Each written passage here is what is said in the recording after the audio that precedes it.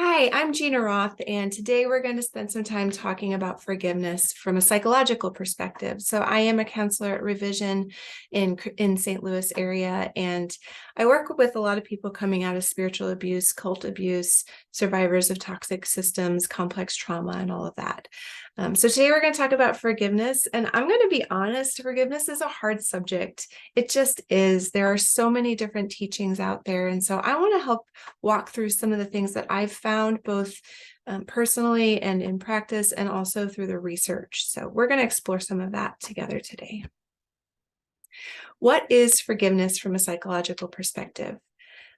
The greatergood.berkeley.edu definition is that forgiveness is a conscious, deliberate decision to release feelings of resentment or vengeance toward a person or group who has harmed you, regardless of whether they actually deserve your forgiveness. There's nothing to do with worth, according to that definition. Psychology Today article says that forgiveness is choosing to accept what happened as it happened, rather than what could or should have happened. Forgiveness can mean that you let go. Okay, so there's this sense of release, right? Whether that person deserves it or not, whether that is justified or not, there's this sense of releasing a debt, releasing something that person owes you. How does forgiving others help us? So often we think about forgiving as going towards the person who wronged. So if I'm the victim, I am forgiving that person, but it's actually not for their benefit. There is a benefit to them, but the benefit actually is primarily within us. So if I am hurt by somebody else, me forgiving is going to have a huge impact on me as a person.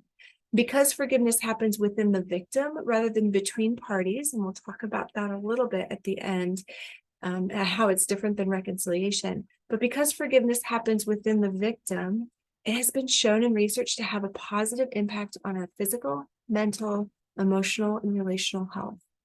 And so if you look at that big list of studies, those are all studies that I've taken a look at, trying to collect different to summarize some of those benefits for us so that we can kind of go through and see the overwhelming evidence that forgiveness is actually really good for us psychologically. Here are some of those benefits. So physically, the benefit is that it reduces stress and strain on our immune system. It reduces the risk of heart disease. Our muscles relax. It strengthens our immune system. It lowers white blood cell counts and hematocrit levels. It improves our overall health. It improves cardiovascular health. It improves nervous system health. And it actually can reduce pain, chronic pain especially. Mentally, the impact of forgiveness on the forgiver is that it can reduce anxiety, depression, PTSD, and the impact of many other major psychiatric disorders. It also reduces pain and mortality rates. Stress correlates with mental health strain, and so it reduces psychological distress, and you have a more positive outlook on life. Emotionally, it reduces overall anger and bitterness. It builds resilience and empathy, and it increases confidence and optimism. Relationally, it creates space for attachment repair and for healing those relationships. It reduces interpersonal stress and rebuilds self-esteem. It builds more satisfying relationships interpersonally as well. And spiritually, it increases spiritual inclinations. So again, this is research language, but the idea is that it increases our ability to connect with the existential, with whether that's God figure or whether that's just kind of more of a general spirituality.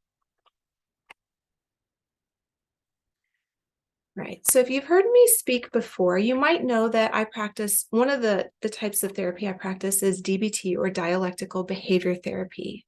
So from DBT, we can actually align this idea of forgiveness with the teaching of radical acceptance. So when we've tried to problem solve, we've tried to change what we can change, and there's either it's not beneficial or it's not possible. We have this teaching called radical acceptance because it's a way of choosing not to add to our own suffering by not accepting what's happening. We still face the pain, we still face the original situation, but we don't add to our suffering. So take a look at this mathematical equation for me. Pain plus non-acceptance equals suffering. Okay, so the pain's going to be there either way. But if we add non-acceptance, if we add an inability or an unwillingness to forgive in time, that just adds to our suffering. So forgiveness is choosing not to add to your own suffering. And we do this by choosing to accept the truth of the situation, no matter how bad it is, and we grieve. And that process of grief can take a long time.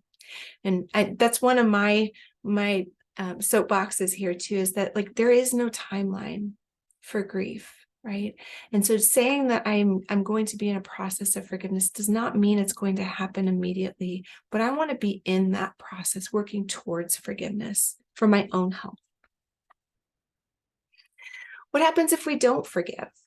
Well, as you might be able to assume, it can result in the opposite of those benefits we've listed previously. So adding to the suffering of the pain, adding suffering to the pain that's already there. It can also have an impact on us physically. It can impact our cardiovascular systems, our nervous systems, our immune systems. It can increase pain. All of those things that were listed under that. There's mental impacts. It can increase anxiety, depression, PTSD symptoms. It can keep us stuck in mental patterns that we don't want to be stuck in. Emotionally, it can keep us in spaces with bitterness and anger, and that can have a cyclical impact, a compounding impact on our physical health as well.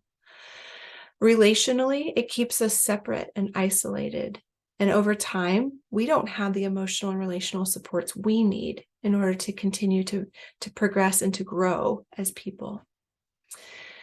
And then spiritually, it can block our connection with God or higher power as well. And so we want to just keep in mind that those converse impacts are true too. And there's less research on that specifically, but you can take that from some of those studies as well. This quote comes from one of the studies I read: staying angry, resentful, and vengeful comes at a price. All these feelings can have a detrimental impact on your physical and emotional health, as well as on your relationships. Okay, so the damage here is primarily to you, not to the one who did the harm. Now, this is so hard. This is so hard because you did not choose to be victimized. And yet you're the one now dealing with what is, in many traditions, a burden of forgiveness. Ancient Jewish practice calls that a burden. And I actually think that feels accurate. That is a burden. That is a weight that we carry. We then have to forgive. That debt has to be paid, right? Somehow, some way. And if you take a look at this one, I do want to clarify, forgiveness and reconciliation are not the same thing. So if we are able to slow forgiveness down and say that they're not the same, and it's important to differentiate them, and we give it lots of time, those are the two main things I like to add to sort of the pressure to forgive. Let's go ahead and read through these. So forgiveness is a process that an individual takes on to change the way they think about the situation that happened. Typically, this process happens between an individual and higher power. Using a grief process, the individual explores feelings of sadness and anger while working to see the situation as it really is or really was. Forgiveness is a process. It takes time. Sometimes it takes a lot of time, depending on how early or how deep that wound was. It can take years, decades even. Now, on the flip side, reconciliation is a process that happens when both parties have chosen to apologize or forgive as appropriate, and they agree to re-engage in building trust. Reconciliation, in terms of attachment, is a rupture repair process, and it requires both parties to be present, humble, and invested. It also requires safety. Not every situation is safe to reconcile. And in fact, if you have repeated offenses from somebody, it's not a good idea oftentimes to trust, to build that trust back up with them. Maybe in time, there's still some ground that they could regain, but there's a lot of wisdom that goes into figuring out whether reconciliation is possible. A couple more final pointers. It's enough to be on the path toward complete forgiveness rather than arriving at forgiveness as an end result. It's not one point in time. And even once you feel like you've gotten to some closure and have been able to release that, oftentimes triggers will come up or something will take you back, and we'll have to do grieving on a deeper level, on a more intimate level within ourselves. And that's normal. That's really normal. So I just want to own that as we enter into this process. Forgiveness is clunky. It takes time. There's no direct formula. It takes a lot of intentionality, and you have to be invested to forgive fully and deeply. And I also want to clarify that many teachings actually say that forgiveness needs to happen quickly. And I would push back on that. I don't think that there is a timeline on forgiveness. I think there's a pressure to be in a forgiveness process and in that to be grieving some of those things that were lost. But I do think it's important to allow those feelings to be fully expressed and to allow space for grief to unfold naturally. Attempts to rush it along or to shortcut that forgiveness process typically result in a longer process overall. I've seen that so many times in my practice, people who want to say, nope, I forgive them, it's done, right? It can often cause further spiritual abuse or damage when we rush someone along or when we allow someone to rush themselves that quickly. Again, it's a personal decision, and it does take, each person takes their own amount of time, but it's okay if it takes longer than you're expecting or hoping. And so if you're facilitating a forgiveness or reconciliation process, invite people into those processes. Don't demand, don't coerce. Try to give them space to follow their own gut, to be reconnected to themselves first and foremost, and to enable them to connect with these bigger ideas, these bigger concepts of suffering, pain, release, and then canceling that debt. If you're interested in what we're talking about, if you have questions or pushback, I'd love to talk with you more.